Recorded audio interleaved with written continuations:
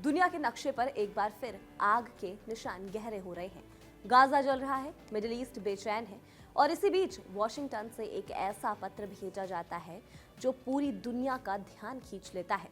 अमेरिकी राष्ट्रपति और प्रधानमंत्री नरेंद्र मोदी से कहते हैं, आइए इस युद्ध को रोकने की कोशिश करें, आइए शांति की मेज पर भारत की आवाज रखें। यही वो पल है जब दुनिया समझती है कि आखिर क्यों हर युद्ध के वक्त दुनिया की निगाहें मोदी पर टिक जाती हैं। क्या सच में भारत इस सदी का शांति दूत बन चुका है? आज की कहानी मिडिल ईस्ट, गाजा और उस न्योते की है जो भारत को वैश्विक शांति के केंद्र में खड़ा करता है। ये कहानी किसी एक देश की नहीं है, ये उस दौर की कहानी है जब दुनिया एक साथ कई मोर्चों पर जल रही है। और जब आग हर तरफ फैलती है तब दुनिया किसी ऐसे चेहरे को ढूंढती है जो सिर्फ ताकतवर ना हो, भरोसेमंद भी हो। इसी भरोसे की एक नई मिसाल अब सामने आई है जब अमेरिकी राष्ट्रपति ने भारत के प्रधानमंत्री नरेंद्र मोदी को मिडिल ईस्ट की शांति पहल में शामिल होने का औपचारिक न्योता दिया है। ये कोई सामान्य कूटनीतिक औपचारिकता नहीं है, ये न्योता उस वैश्विक स्वीकार्यता का संकेत है जो आज भारत को और खास तौर पर प्रधानमंत्री नरेंद्र मोदी को मिला है। अमेरिका चाहता है कि पीएम मोदी उस पहल का हिस्सा बने जिसका मकसद गाजा में चल रहे संघर्ष को खत्म करना और पूरे मिडिल ईस्ट में स्थायी शांति की नींव रखना है। दरअसल अमेरिका पहले ही इस मुद्दे पर एक 20 सूत्रीय शांति योजना पेश कर चुका है। इस योजना को कई देशों का समर्थन मिला है और सबसे अहम बात यह है कि संयुक्त राष्ट्र सुरक्षा परिषद ने भी इसे मंजूरी दी है। अब अगला कदम इस योजना को कागज से निकालकर जमीन पर उतारने का है। इसलिए बोर्ड ऑफ पीस नाम की एक नई अंतर्राष्ट्रीय संस्था बनाने का प्रस्ताव रखा गया है। इस बोर्ड में भारत समेत दुनिया के बड़े और प्रभावशाली देशों को शामिल किया जाएगा।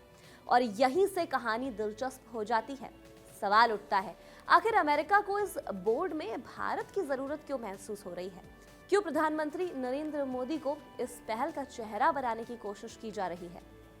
इसका जवाब सिर्फ कूटनीति में नहीं है, भरोसे में छिपा है। आज की दुनिया में जब कोई युद्ध शुरू होता है तो पक्ष साफ होते हैं। कोई किसी के साथ खड़ा होता है, कोई किसी के खिलाफ खड़ा होता है। लेकिन प्रधानमंत्री नरेंद्र मोदी की सबसे बड़ी खासियत यही है कि वो किसी के दुश्मन नहीं है, वो संवाद के पक्षधर हैं। वे उस पुल की तरह हैं जिस पर चलकर दुश्मन देश भी एक दूसरे तक पहुंच सकते हैं। यूक्रेन रूस युद्ध इसका सबसे बड़ा उदाहरण है।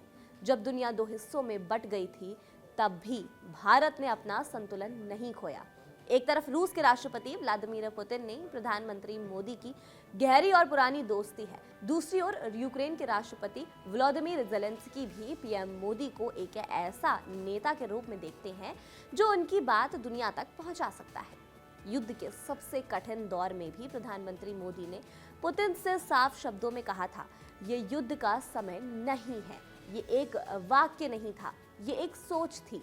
ये वजह है कि आज भी जब यूक्रेन रूस युद्ध को लेकर किसी समाधान की बात होती है तो पीएम मोदी का नाम अपने आप सामने आ जाता है। अब वही भरोसा मिडिल ईस्ट के संदर्भ में भी दिखाई दे रहा है। गाजा संघर्ष केवल दो पक्षों की लड़ाई नहीं है, ये इंसानियत, राजनीति, धर्म, इतिहास और ताकत की जटिल उल्लंघन है। यहाँ हर कदम फूंक फूंक कर रखना पड़ता है। अमेरिका जानता है कि इस इलाके में किसी भी शांति पहल को आगे बढ़ाने के लिए सिर्फ सैन्य ताकत या दबाव काफी नहीं है। इसके लिए एक ऐसे नेता की जरूरत है जो सभी पक्षों से बात कर सके, जिस पर किसी को शक ना हो। भारत इस मामले में एक अनोखी स्थिति में है।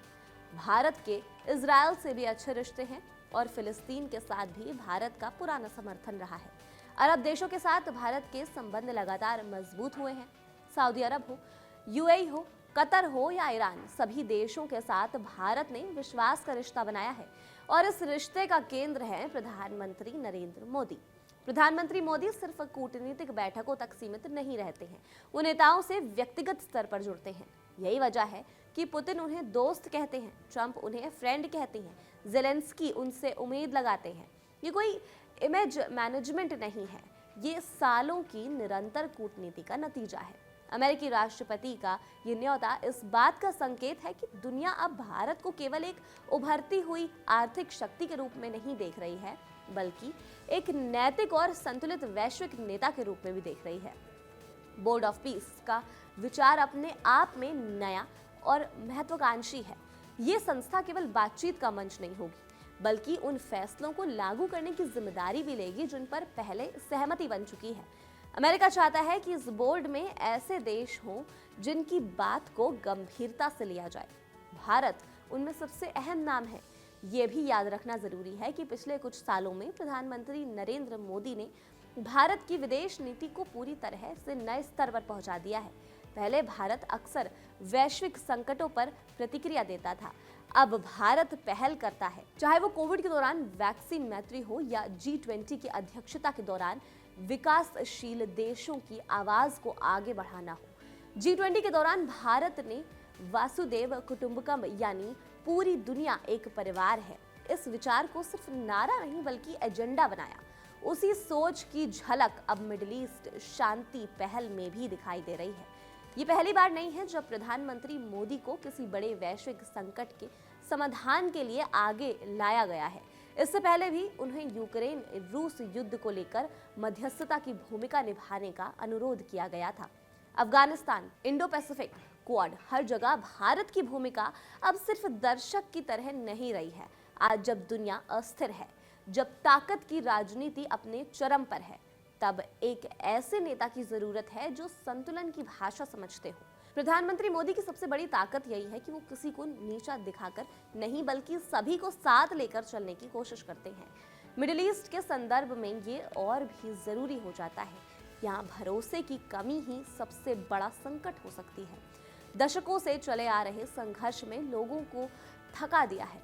अमेरिका की ये कोशिश है कि इस बार सिर्फ संघर्ष विराम नहीं बल्कि स्थायी समाधान की दिशा में कदम बढ़ाया जाए, और इस कोशिश में भारत की भूमिका निर्णायक हो सकती है। भारत ना तो औपनिवेशिक इतिहास के बोझ के साथ वहां पहुंचता है, ना किसी एजेंडा के साथ। भारत की छवि एक ऐसे देश की है जिसने खुद संघर्ष देखे हैं, लेकिन समाधान लोकतंत्र और संवाद से खोजे हैं।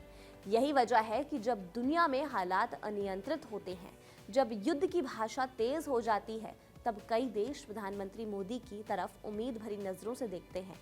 ये उम्मीद किसी प्रचार से नहीं बनी है, ये विश्वास से बनी है। ये न्योता केवल प्रधानमंत्री मोदी के लिए नहीं, ये भारत के लिए एक बड़ी जिम्मेदारी है। ये संकेत है कि भारत अब वैश्विक फैसलों की मेज पर सिर्फ बैठता नहीं है बल्कि दिशा भी तय करता है। आने वाले समय में ये देखना दिलचस्प होगा कि बोर्ड ऑफ पीस किस तरह काम करता है और उसमें भारत की भूमिका कितनी प्रभावी होती है। लेकिन इतना तय है कि दुनिया की शक्ति संतुलन में भारत की जगह अब मजबूत हो चुकी है।